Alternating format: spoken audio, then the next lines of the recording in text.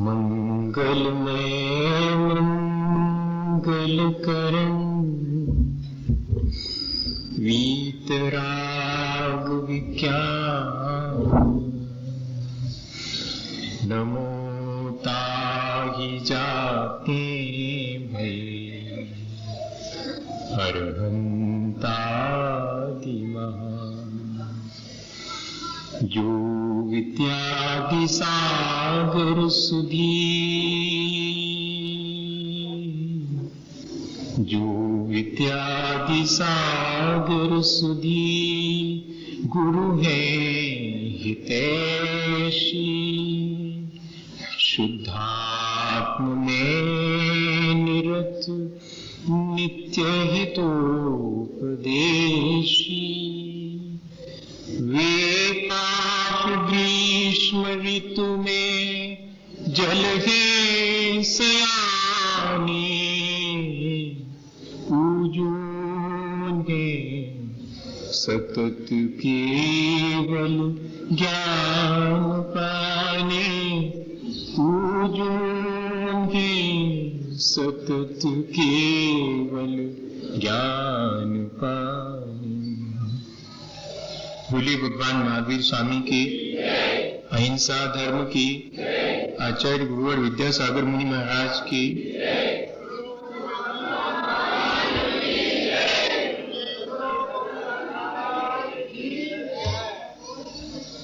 हम सभी लोग हमेशा की तरह आज भी इसलिए एक साथ मिल बैठकर यहाँ कुछ विचार करने आए हैं कि हम अपने जीवन को अच्छा बना सकेंगे। हम इस विश्वास से भर करके यहाँ बैठे हैं कि हमारे अपने जीवन को अच्छे बनाने की जिम्मेदारी अगर हमारी है तो उस जिम्मेदारी को हम पूरी तरह से निर्वाह करेंगे और अपने जीवन को अच्छा बनाएंगे। जो जीवन हमें मिला है उसे और कैसे बेहतर ढंग से जिया जाए, यदि हम इस बात पर विचार करें तो हमें स्वयं लगने लगेगा कि हाँ, सचमुच हम अपनी अज्ञानतावश, अपनी नासमझी से अपने जीवन को जिस किसी तरह भी जी रहे हैं, हम चाहें तो अपने जीवन को और अच्छे ढंग से जी सकते हैं। पॉसिबिलिटीज और प्रोबेबिलिटीज दोनों ही हैं, संभावनाएं हैं और योग्यता भी है। लेकिन अपने जीवन की अनंत संभावनाओं को, अपनी योग्यता को उद्घाटित करने वाले बहुत थोड़े लोग होते हैं। हम उन लोगों में शामिल हों जो अपनी योग्यता और योग्यता को एक बेहतर रूप देने की संभावना को उद्घाटित कर लेते हैं। हमें कोई और जीवन मिलेगा, हमें कोई और जगह मिलेगी तो हम अपने जीवन को अच्छा बनाने की शुरुआत करेंगे। ये विचार ठीक नहीं है। हमें जो मिला है, हम जहां हैं वहां से हमें अपने जीवन को अच्छा बनाने की शुरुआत करनी चाहिए। एक बार ऐसा हुआ कि एक व्यक्ति के घर में एक बहुत पुराना बाजा रखा हुआ था। शायद वो सितार था, लेकिन उस घर में अब कोई सितार बजाने वाला नहीं था, कोई उस कला को जानता ही नहीं था। तो वो एक कोने में पड़ा रहता था। अब चूंकि बहुत पितामह और दादा परदादा के जमाने का वो सितार था, तो उसे सहसा फेंकने का मन भी नहीं होता था। कई बार इस बात पे विचार भी किया कि भाई जब कोई इसको जानता नहीं है तो इसे अलग कर देना चाहिए, पर पुरानी चीज है ऐसा सोच करके रखे रहने देते थे। उससे मुश्किलें बहुत थी। रात में चूहा कूद गया, बिल्ली कूद गई, तो वो सितार की इतनी तेज आवाज आ जाती थी कि लोगों की नींद उचट जाती थी। तो एक दिन सबने मिलकर के और ये तय किया कि भाई अब इसको अलग कर दें, ये सब हमारे जीवन में मुश्किल पैदा करने वाली चीज है। और सबने एक दिन मुंह अंधेरे सुबह सुबह और वो सितार उठा करके घर के बाहर कचरे घर में डाल दिया। अचानक दोपहर को जिस गली में उस व्यक्ति का मकान था, उस गली में किसी को बहुत अच्छा गाते और सितार बजाते सुनकर के सबने अपने बालकनी में से खड़े होकर नीचे झांक कर देखा कि कोई एक भिखारी और हाथ में सितार लिए हुए बहुत अच्छा बजा रहा है और साथ में गा भी रहा है। होगा कोई, लेकिन बच्चों का ध्यान चला गया कि माँ ये तो जो सितार हमने सुबह वो कचरा घर में फेंक दिया था वही लग रहा है, जाओ नीचे जाकर के पास से देख के आओ। तो बच्चे नीचे आकर के पास से देख के और कंफर्म कर लेते हैं कि वही सितार है जो अपन ने फेंका था। ऊपर जाकर के कहते हैं कि अपना ही सितार है वो। अब घर के सारे लोग इकट्ठे हो गए और उस भिखारी को घेर लिया। मोहल्ले वालों से भी कहा कि आप सबको तो याद होगा, हमारे घर में ये सितार रखा रहता था, हमारे ही है ये। भिखारी से कहा कि लाओ वापस हमारा सितार, इतना अच्छा बजता है, हमें तो मालूम ही नहीं था, लौटाओ। भिखारी ने कहा कि हम लौटा सकते हैं आपको, लेकिन आपने क्या जान करके फेंका था? आपने तो यही जान करके फेंका था कि ये व्यर्थ है। आपने तो कभी इसके तार संभाले ही नहीं और कभी इस पर कोई संगीत भी बजाया जा सकता है ये आपने सोचा ही नहीं था। और जब आपने ऐसा नहीं सोचा था तो आपके लिए तो ये व्यर्थ ही है। अब आपका उस पर क्या अधिकार है? हमारे अपने जीवन पर भी हमारा तब तक अधिकार है जब तक हम अपनी सांसें संभाल करके उनसे अपने जीवन का संगीत निकाल लेते हैं, तब तक अधिकार है। वरना तो जीवन हमारा हमने मानो कचरे घर में व्यर्थ ही फेंक दिया है। जरा विचार करें हम कि क्या ऐसे ही हमें हमारे जीवन के सांसों के तार व्यवस्थित संभाल करके उस पर से कोई संगीत नहीं निकालना था, या उससे व्यर्थ ही हमें ऐसे गंवा देना चाहिए था? अब हमें लगता है कि नहीं, कहीं और जाने की आवश्यकता नहीं है, किसी और जीवन को पाने की आवश्यकता नहीं है। जिसे मैं व्यर्थ समझ रहा हूं वो मेरी अज्ञानता है, मैं उसे संभालूं और मैं उस कला को सीखूं जिससे कि इसी जीवन में रह करके और मैं अपने जीवन के वास्तविक सुख का अनुभव कर सकता हूं। अपने व्यक्तित्व के विकास के लिए हमें क्या क्या तो मिला है। हमें शरीर मिला है, बुद्धि मिली है, हमें भावनाएं मिली हुई हैं, लेकिन अकेले शरीर के बलवान होने से किसी के व्यक्तित्व का विकास नहीं होता। बहुत लोग हैं जिनका शरीर बहुत बलिष्ठ है और बहुत सुंदर है, लेकिन इतने मात्र से किसी का व्यक्तित्व ऊंचा नहीं उठता। किसी की बुद्धि बहुत शार्प है, किसी की बुद्धि बहुत कुशाग्र है। अकेले बुद्धिमत्ता से भी किसी का व्यक्तित्व ऊंचा नहीं उठता, और न ही इस संसार में लोकप्रिय हो जाने से किसी का व्यक्तित्व ऊंचा उठता है। तब फिर ऐसी क्या चीज है जिससे कि हमारा व्यक्तित्व बहुत ऊंचा हो सकता है? और कोई विशेष चीज नहीं है। शरीर, बुद्धि और भावनाओं का अगर संतुलन हो तो ही हमारा जीवन, हमारा व्यक्तित्व बहुत ऊंचा उठ सकता है। व्यक्तित्व के ऊंचा उठाने में इन तीनों चीजों का संतुलन होना अनिवार्य है। अपन सब जानते हैं कि अपने शरीर को बहुत बलिष्ठ और सुंदर बना लेने के बाद भी हमारी चेतना विकसित हो, ऐसा जरूरी नहीं है। ये बात अकबर ने और एक दिन बीरबल से पूछ ली थी।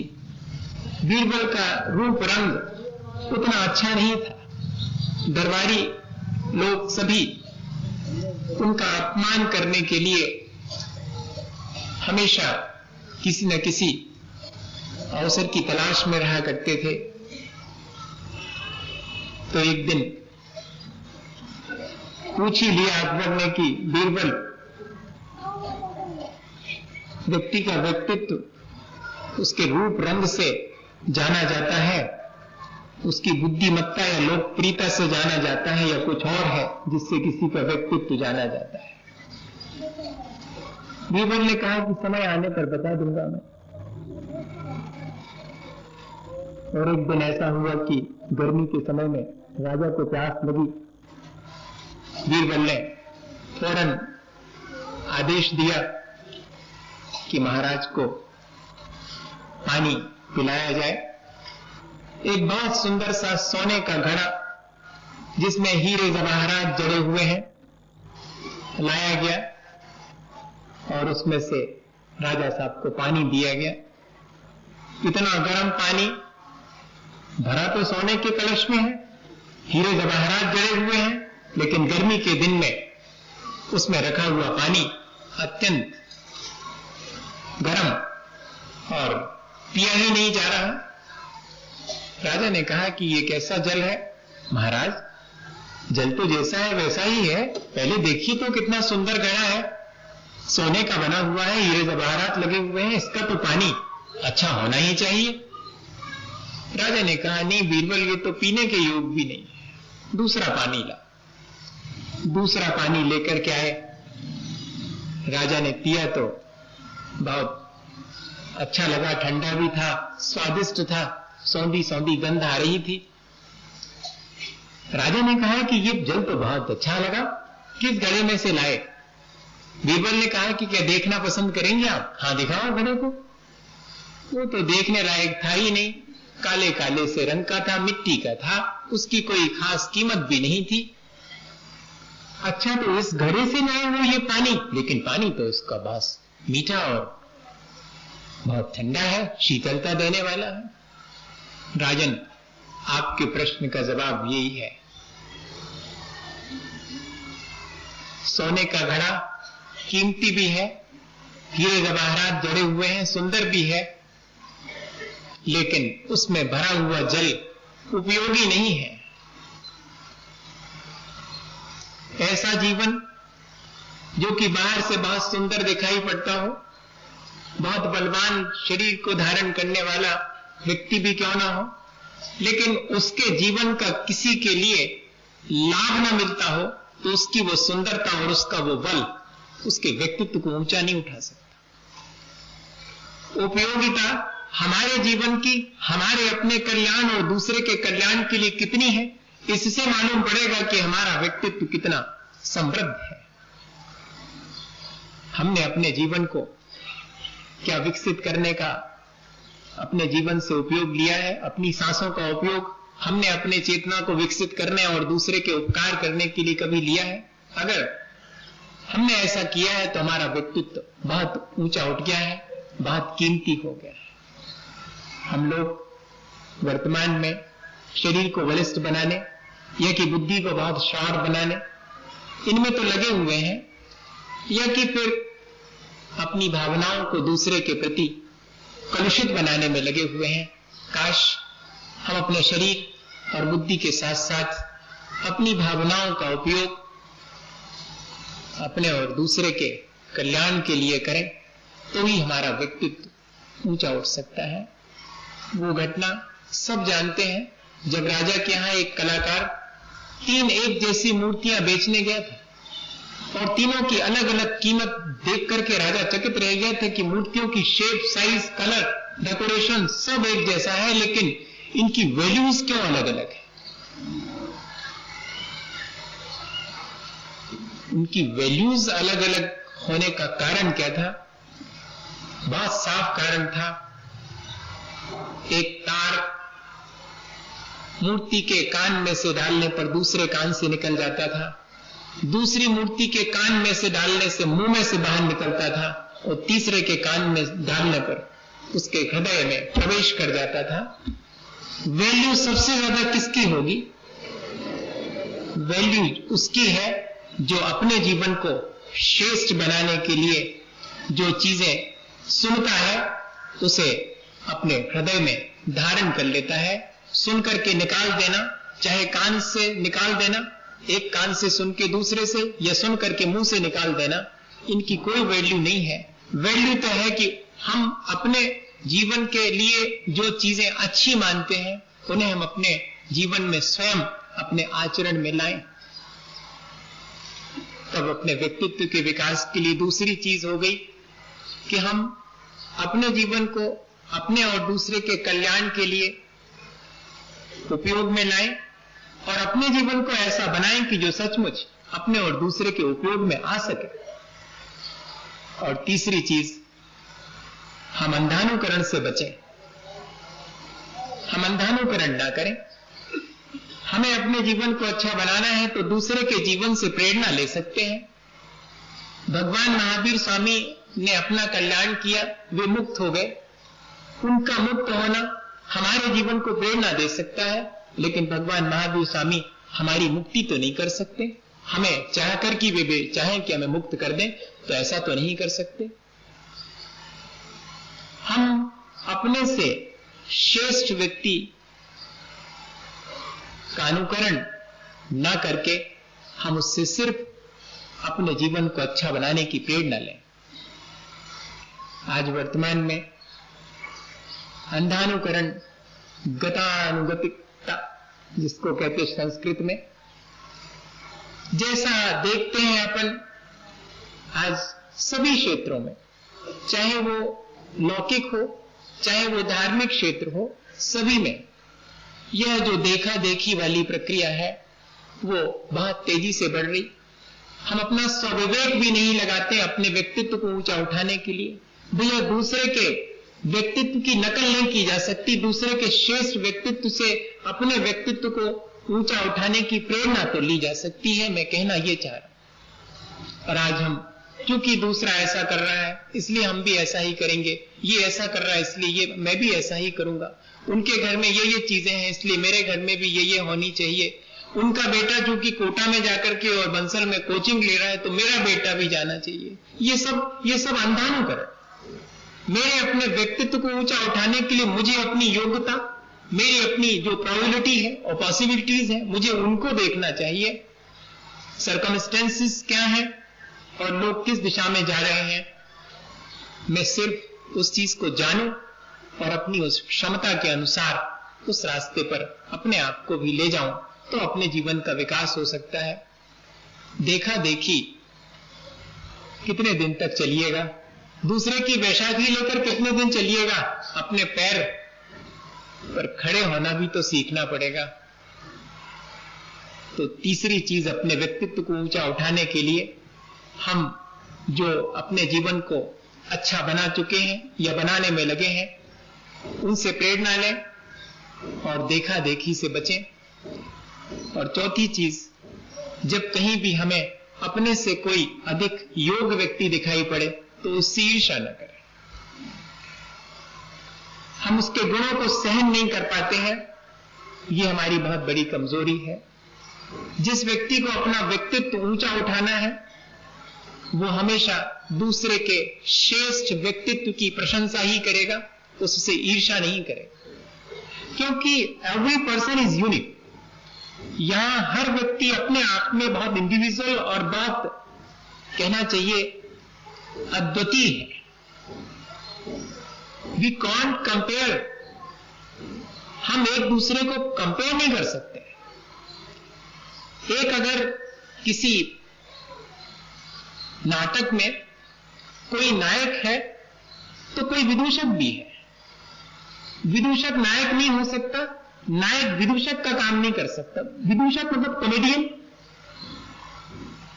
तो जो कॉमेडियन है उसकी अपनी योग्यता है, ये कोई ना समझे कि उसकी इस नाटक में जरूरत नहीं है, उसकी अपनी इंपॉर्टेंस है। एक स्वीपर जो कि सुबह से झाड़ू लगाता है या हमारे कमरे में झाड़ू पोंछा करता है, उसकी भी उतनी इंपॉर्टेंस है जितनी की उस जगह बैठ करके साहबी करने वाले की कीमत है।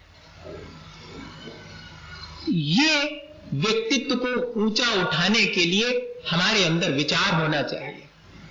हम अपने को ना बहुत दीनहीन माने और ना अपने को बहुत ऊंचा माने। ये सुपरिटी और इंफीरियरिटी कॉम्प्लेक्स दोनों से हमें मुक्त होना पड़ेगा, तब जाकर के हमारा व्यक्तित्व ऊंचा उठेगा। या तो हम छोटे छोटे से कामों को करके अपने को बहुत दीनहीन मानते हैं, कह रहे वाह मैं झाड़ू लगाने का काम करूं तो मैं बहुत छोटा हो जाऊंगा, मैंने तो बीए किया और इलेक्ट्रॉनिक्स से किया और मैं एक जरा सी 2000 पट्टी की नौकरी करूं, नहीं मैं बनूंगा तो साहब बनूंगा। ये जो हमारा जो व्यक्तित्व को ऊंचा उठाने का जो ढंग है, वो ढंग हमें बदलना पड़ेगा। हमें देखना पड़ेगा कि हम अपने जीवन में जहां है वहां क्या बेहतर कर सकते हैं, तब जाकर के हमारा व्यक्तित्व ऊंचा उठ सकेगा। आज जो आने वाली पीढ़ी है उसके साथ यही मुश्किल है, वो अपने व्यक्तित्व को ऊंचा उठाने के लिए या तो दूसरे के देखा देखी और या फिर दूसरे से ईर्ष्या करके और अपने भीतर हीनता या उच्चता की ग्रंथि बना लेते हैं। हम तो कुछ भी नहीं कर सकते, हमारी तो क्षमता ही नहीं है, वो देखो वो लोगों ने कितना कितना, वो तो इंग्लिश मीडियम में पढ़ते हैं, उनसे तो बढ़िया से इंग्लिश बोलते आती, मेरे से तो कुछ आती नहीं, और अपने मन में भीतर भीतर और कॉन्फिडेंस अपना लूज कर लिया। अब हम अपने व्यक्तित्व को दीनहीन समझने लगे, या फिर मैं तो सबसे होशियार हूं, मैं तो बहुत पढ़ा लिखा हूं, मैं तो बहुत बड़े इंस्टीट्यूट से निकला हूं, एजुकेशन करके तुम सब क्या समझते हो, मैं तो बहुत होशियार हूं। ऐसे जो है सुपीरियरिटी कॉम्प्लेक्स, ये जो हमारे भीतर अहंकार या दीनता आ जाती है, वो हमारे व्यक्तित्व को और हमारे जीवन को परिष्कृत करने में सबसे ज्यादा बाधक है। और ये इन दोनों का बैलेंस होना चाहिए। व्यक्ति को अपनी कमजोरियां मालूम होनी चाहिए, व्यक्ति को अपनी अच्छाइयां मालूम होनी चाहिए कि मेरे भीतर ये बहुत अच्छी चीज है, जो चीज मेरे अच्छी है उसका मुझे अहंकार नहीं करना है, उसे तो और डेवलप करना है मुझे, और जो चीज मेरे भीतर कमी है मुझे उस कमी को दूर करना है। उसके लिए उस कमी को लेकर के मुझे दीनहीन और अपराध बोध से ग्रसित नहीं होना। ये जो बच्चों के सम्मान वाली बात आई है, मैं क्यों इस तरफ ज्यादा कंसंट्रेट करता हूं? मुझे हमेशा जब भी मैं देखता था, बच्चे लोगों से पूछता हूं किस क्लास में पढ़ रहे हो, फर्स्ट ईयर में हूं, बीएससी कर रहा हूं, ऐसा पूछता हूं तो बताते हैं अच्छा तो फिर आपने 12th किया, 12th काहे से, बायो से किया था, अच्छा फिर आप बीएससी क्यों कर रहे हैं? वो मेरा पीएमटी में सिलेक्शन नहीं हुआ, सिर नीचा होगा। तो क्या कोई पाप कर लिया आपने जो आपको सिर नीचा करना पड़े कि पीएमटी में सिलेक्शन नहीं हुआ, पीटी में सिलेक्शन नहीं हुआ तो आपका सिर नीचा हो गया? ये मुझे सबसे ज्यादा दुखदाई लगता था, आज भी लगता है। सिर्फ इस वजह से जो है उन बच्चों के भीतर ये हीनता ना आ जावे, और ना ही उन बच्चों के भीतर कि वे कभी ऊंचे नहीं उठ सकते हैं, ये बात ना आ जावे। इस बात को दूर करने के लिए और ये मार्ग अपनाना पड़ा कि उन्हें इंस्पायर करें, उन्हें एडमिरेशन उनके भीतर आए, उनकी प्रशंसा से वे अपने जीवन को बहुत ऊंचा उठा सके, उनकी हम पीठ थपथपाएं कि नहीं तुम असफल नहीं हो, और असफल भी हो अगर तो सफलता तुम्हारे लिए हासिल हो सकती है, तुम थोड़े से प्रयत्न करो। आज वर्तमान में हम अपने व्यक्तित्व को ऊंचा उठाने के लिए अगर इस छोटी सी चीज को अपना लें कि मेरे भीतर की कमियों के लिए मुझे दीनहीन होकर बैठ नहीं जाना है, मुझे उन कमियों को दूर करना है, और मेरी अच्छाइयों को मुझे और अधिक बढ़ाना है, उनका अहंकार नहीं करना। और आखिरी चीज, अच्छाई और बुराई मेरे जीवन में दोनों एक साथ हैं, क्या करूं? कभी अच्छाई का रेशियो ज्यादा हो जाता है मेरे व्यक्तित्व में, कभी बुराइयां मुझे घेर लेती हैं, इन दोनों के बीच में मुझे जूझना पड़ता है। और बस इतना ही है कि मैं इन दोनों का संतुलन बना करके रखूं, तब फिर मेरा व्यक्तित्व बहुत ऊंचा उठ सकता है। कोई अच्छा ही अच्छा हो तो वो तो सिर्फ भगवान है, और कोई यहां नहीं है जो सिर्फ अच्छा ही अच्छा हो।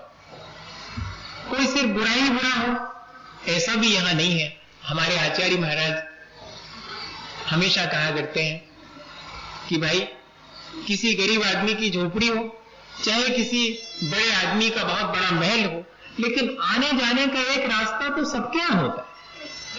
ठीक ऐसे ही जैसे कि झोपड़ी और हवेली दोनों में एक आने जाने का रास्ता है, ऐसे ही कोई भी व्यक्ति हो यहां पर सबके भीतर एक ना एक गुण तो होता ही है। कोई बुरा ही बुरा हो ऐसा नहीं हो सकता, उसके भीतर एक ना एक अच्छाई है। हमारा काम क्या है? किसी के भीतर एक अच्छाई है तो उसे हम इतना फैला दें कि बाकी शेष बुराइयां उनको जगह ही ना मिले, एक अच्छाई इतनी ज्यादा फैल जाए। अभी तो हमारे साथ मजा यह है कि किसी के भीतर 99 अच्छाइयां हैं और एक बुराई है, तो सिर्फ बुराई को इतना फैलाते हैं कि भी 99 अच्छाइयां भी ढक जाए। ऐसा व्यक्ति कभी अपने व्यक्तित्व को ऊंचा नहीं उठा सकता। जो व्यक्ति अपने बुराइयों को दूर हटाना चाहता है और अपनी अच्छाइयों को बढ़ाना चाहता है, उस व्यक्ति को तो अच्छाई और बुराई सबके भीतर है, ऐसा विचार करके सिर्फ अच्छाई के लिए पीठ थपथपाना अपनी भी और दूसरे की, और जहां कुछ भी अपने भीतर कमी है उसे भी दूर करना, दूसरे के भीतर कमी है तो उसे भी दूर करना। दूसरे की कमी के लिए हम दूसरे को इशारा तो करते हैं कि तुम्हारी ये कमी है, तुमसे ये नहीं होता, लेकिन हम उस कमी को दूर करने के लिए कभी प्रयत्न करते हैं क्या? कभी नहीं करते। कभी हम सहयोग नहीं करते। किसी व्यक्ति की कोई कमी है, कोई कमजोरी समझ में आ रही है, कोई उससे कोई चीज नहीं हो पा रही है, तो उसे हम उलाहना तो देंगे, तुमसे ये नहीं होता, देख लो, बने तो होते तुम बहुत व्यवस्थापक और का हो रहा, तुमसे कछु नहीं बन रहा, ऐसा कह देंगे। लेकिन उस व्यवस्था को संभाल करके उसकी मदद ना करेंगे, कभी उसकी उस कमी को दूर ना करेंगे हम। ऐसा व्यक्तित्व कभी ऊंचा नहीं उठ सकता। जो सिर्फ दूसरे की कमी पर उंगली रखना जानता है वो व्यक्तित्व कभी ऊंचा नहीं उठ सकता। जो अपनी कमियों पर उंगली रखना जानता है और दूसरे की अच्छाइयों के लिए वाहवाही करना जानता है, उसका व्यक्तित्व ऊंचा उठता है। बाकी तो सब संसार में ही रहने वाले लोग हैं, संसार से पार होने वाले का ये सोच नहीं होता। उसका तो सोच ये होता है कि उंगली मुझे अपनी कमजोरियों पर रखनी है, दूसरे की अच्छाइयों की तरफ इशारा करना है, उसकी बुराइयों पर उंगली नहीं रखनी। तब जाकर के हम अपने जीवन में अच्छाइयों को बढ़ा सकते हैं। दो छोटी छोटी सी घटनाएं बताऊं मैं आपको, शायद समझ में आए बात। और मेरे पास सिर्फ 2 मिनट बचे हैं, पर 2 मिनट में नहीं हो पाएगा, ईमानदारी से 5-7 मिनट लग जाएंगे। आपको अगर आकुलता हो तो बता दो, तो अपन बंद कर देंगे। नहीं, आपको आकुलता नहीं होगी, वैसे भी संडे है, वैसे भी तो छोटी छोटी सी घटनाएं हैं। हमारे भीतर अच्छाई और बुराई दोनों हैं।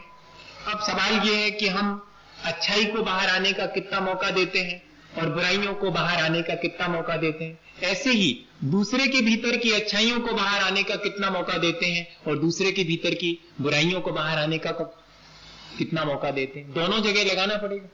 हम लोग अपनी अच्छाइयों को हमेशा बाहर लाने के लिए उत्सुक रहते हैं और दूसरों की बुराइयों को बाहर लाने के लिए उत्सुक रहते हैं। ये दोहरा गणित चलता रहता है। जिंदगी का ये दोहरा गणित हमारे जीवन को ऊंचा नहीं उठा पाता। जो गणित मैं अपने साथ लगाता हूं वही दूसरे के साथ लगाऊं। मैं जैसे अपने भीतर की अच्छाइयों को बाहर लाना चाहता हूं, मैं दूसरे के जीवन की अच्छाइयों को भी बाहर ही लाना चाहूं तो मेरा व्यक्तित्व ऊंचा उठेगा। एक कन्हैयालाल निष्प्रभाकर हुए हैं, अब तो नहीं रहे वो। उन्होंने बहुत बढ़िया चिंतन और बहुत बढ़िया अपने विचार दिए हैं, उसमें मैंने पढ़ा। वो लिखते हैं कि मैं अपने मित्र के साथ कोर्ट के काम से और जा रहा था। रास्ते में धूप बहुत थी, सोचा कि तांगा कर लें। पहले लोग तांगे में जाया करते थे, तो तांगा ठहरा लिया। उसने कहा 1.5 रुपए लेंगे कोर्ट तक जाने का, कचहरी में। ठीक है, 1.5 रुपए देंगे। और बोले हम दोनों जन जैसे ही कचहरी में तांगे से नीचे उतरे तो मित्र ने तो बिल्कुल तैयार था वो, और 8 आने पैसे और रुपया एक साथ और 1.5 रुपए उसको दे दिए। और वो तांगे वाला भी भोला भाला प्राणी, उसने बिना देखे गिने पॉकेट में रखे चला गया। वो अब हमारे मित्र जो थे वो बड़े खुश, कहते चल गई। तो हमने कहा हुआ क्या, अपन तो भी तांगे से नीचे उतरे हैं। तो बोले नहीं, वो खोटी अठन्नी थी, चल गई, वो 1 रुपए के साथ निपट के चल गई। बोले मुझे बहुत दुख हुआ कि ये मेरे मित्र इस तरह इनके भीतर की बुराई को ये दूसरे पर इस तरह फेंकते हैं। दूसरे को भी बुरा करने के लिए हम प्रेरित करते हैं, ये ध्यान रखिएगा। उसके साथ जब हम इस तरह का व्यवहार करते हैं तो दूसरे व्यक्ति को भी हम बुराइयों के लिए प्रेरित करते हैं। हमारी अच्छाई दूसरे को अच्छाई के लिए प्रेरित कर सकती है। अब जैसा हुआ, दुखी मन से बोले हमने कोर्ट का काम किया, वापस लौटे, फिर मौका आया कि तांगा कर ले। अब लेकिन आसपास कोई तांगा था नहीं। थोड़ी दूर आगे बढ़े तो देखा कि एक तांगा आ रहा है, रोका उसको, पास जाके रोक करके देखा, अरे ये तो वही तांगे वाला है। उससे कहा चलो बैठो, अब तो ठहराने की जरूरत भी नहीं है, 1.5 रुपए पहले लिए थे, 1.5 रुपए अभी लेगा। तो कुछ पूछा भी नहीं और बैठ गए। बोले बैठ गए और जब नीचे उतरे तो मित्र के पास अब तो खुली अठन्नी थी नहीं, अब तो 2 रुपए का नोट था। तो 2 रुपए का नोट जैसे ही दिया तो उसने पॉकेट में से निकाल के अठन्नी इनको सौंपी। ये कहने लगे तो खोटी है। बोले साहब आप जैसा आपने दी थी वो ज्यों की तो मैंने रख रखी थी, मुझे तो और कोई काम मिला नहीं अभी तक, आप ही बैठे थे पहले और 1.5 रुपए आपसे लिया था मैंने, ये आटा ने जैसे भी हो आप संभाले। क्या समझ में आया? बुराइयां बाहर फेंकिएगा, बुराइयां ही हमारे पास भी आएंगी। अब जरा सा देख लें कि अच्छाई हम बाहर उद्घाटित करते हैं तो दूसरे को भी हम अच्छा बनने के लिए प्रेरित करते हैं। हो गया आपको, मुझे 25 बरस हो गए, 70 साल के होंगे कम से कम। तो मैं उस समय एक ऐसा हुआ करता था, एकदम अचानक मुझे वो याद आ गया। केले वाले से केले खरीदना है तो वो जगह फिक्स थी, सब्जी वाले सब्जी खरीदनी वो जगह फिक्स थी। बहुत रेयर केसेस होते थे कि जब मैं कहीं और थोड़ा बहुत घूमूंगा कि अब यहां से ये, वहां से वो, वहां से वो। बाकी लोग मुझे यही कहा करते थे कि ये कोई तरीका सब्जी खरीदने का, तो सीधे गए और उसके यहां से खरीदी। और तुम बाजार भी तो देखा करे, 2-4 पैसे का आगे पीछे हिसाब भी तो होता है, कोई सस्ते में देता है, थोड़ा ठहराना चाहिए। मैंने कहा इतना मेरे पास समय भी नहीं रहता है और मैं तो इसमें विश्वास करके और इतनी चीज चाहिए रखो और मैं पैसे दूं और आगे बढ़ो। तो उस केले वाले की मैं बात कर रहा था आपसे। मैंने उसको कहा कि केले दे दो 1 रुपए के। वो पुराने जमाने की बात है, थोड़ा पुराना, मेरा जमाना थोड़ा पुराना तो हो गया। और अभी मुझे मालूम पड़ा कि 10 रुपए के 10 मिलते हैं, पहले 1 रुपए के 10 मिलते थे। 1 रुपए का 1 मिलने लगा शायद ना, इतना महंगा हो गया 10 टाइम्स। तो वो 10 मिलते थे। अब वो और भी ग्राहक खड़े थे, वो सब कह रहे थे कि भाई सब लोग 10 दे रहे हैं, तुम तो 8 बता रहे हो। उसने कहा नहीं साहब 8 से तो ज्यादा नहीं मिलेंगे। और वो उनको बेच रहा था। मैंने उसको कहा कि 1 रुपए के दे दो। बोलता ठहरो बाबू। मैं ठहर गया। वो सब जितने भी ग्राहक थे उन सबको दे दवा करके और उसने मेरे लिए 10 गिन करके और थैले में रखे। मैंने कहा तो 1.25 रुपए को होगा भैया, 1 रुपए के चाहिए अपने को। बोले बाबू 1 ही लूंगा आपसे। मैंने कहा ऐसा क्यों? वो सब मांग रहे थे और मुझे 10 दे रहे हैं, मैंने तो 1 रुपए के चाहे, 8 मिलते हैं तो 8 दो, 10 मिलते हैं तो 10। बोलते नहीं, आपने आज तक कभी, मैंने 1 रुपए के 6 भी दिए, 10 नहीं दिए, तब भी आपने कुछ नहीं कहा। आज तो मैं, आप कुछ भी नहीं कहेंगे तब भी 10 ही दूंगा। ये क्या चीज है? व्यक्ति किसी से कितनी देर तक बेईमानी कर सकता है? मुझे हमेशा लगता था कि मेरे 4 आने पैसे आप जिंदगी भर नहीं खा लोगे, मेरे से ज्यादा भी ले लोगे तो आप जिंदगी भर नहीं खा पाओगे मेरे 4 आने पैसे। लेकिन हम इस तरह से नेगोशिएशन करके, हम उसको ठहरा करके और बेईमानी करने का मौका देते हैं। वो समझ जाता है कि ये आदमी हमसे ठहरा के बात करता है, तो 1 रुपए की चीज पहले से 1.5 की बचाओ, तब तो धीरे धीरे करके 1 पे आएगा। ये हमने उसे बेईमानी सिखाई। मैं आपसे कहना ये चाह रहा हूं कि असल में हमारे भीतर जो है उसे हम कितना बाहर प्रकट करते हैं। हमारे भीतर की बेईमानी हम बाहर प्रकट करते हैं तो दूसरा भी होशियार है, वो भी हमारे साथ उसी तरह से बेईमानी करता है। हमारा फर्ज है कि हम अपने व्यक्तित्व को ऊंचा उठाएं, तो हम तो ईमानदारी से पेश आए। सामने वाला कितने दिन तक हमसे बेईमानी करेगा? कन्हैयालाल मिश्र प्रभाकर ने लिखा कि मैं रोज एक जगह से पान खरीदा करता था और कभी ना मैंने पान वाले को पैसे दिए तो उसने गिने, और ना उसने मुझे वापस लौटाए तो मैंने कभी गिने, और ये रोज चलता था। और उस दिन बोले मैंने 1 रुपए दिया उसको, और 12 आने पैसे, 4 आने का तो पान आया, 12 आने पैसे उसने मुझे लौटाए। और मैं अभी 10 कदम बढ़ा था और उसने कहा कि बाबूजी इधर आना। मैंने सोचा कि शायद धोखे से और ज्यादा पैसे इसके चले गए होंगे। मैंने पूरे के पूरे जेब में से बोले ले देना पैसे आपको जो मैंने दिए थे। तो बोले मुझे करना क्या था, मैंने पूरे पॉकेट में हाथ डाले, जितने पैसे थे बाहर निकाल दिए। उसने उस पैसे में से और वो 8 आने पैसे निकाल लिए। 8 आने पैसे निकाल करके अपनी पेटी में डाले, दूसरे 8 आने पैसे मुझे दिए। मैंने कहा हुआ क्या? तो बोलता साहब धोखे से आपके लिए 8 आने पैसे खोटे चले गए थे। आपने आज तक कभी भी मैंने देखा कि जो मैंने वापस पैसे दिए कभी गिने भी नहीं, कभी देखे भी नहीं और चुपचाप पॉकेट में रख लिए। कम से कम आपके साथ तो बेईमानी नहीं कर सकता। और दूसरे लोग जो मुझ पर विश्वास करते हैं और मुझे बेईमान मान करके और मेरे साथ वैसा बिहेव करते हैं, उनके साथ मैं भी पूरी आराम से बेईमानी करता हूं। लेकिन आपने मुझ पर विश्वास किया और कभी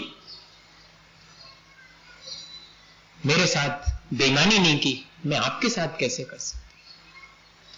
ये छोटी छोटी सी घटनाएं हैं।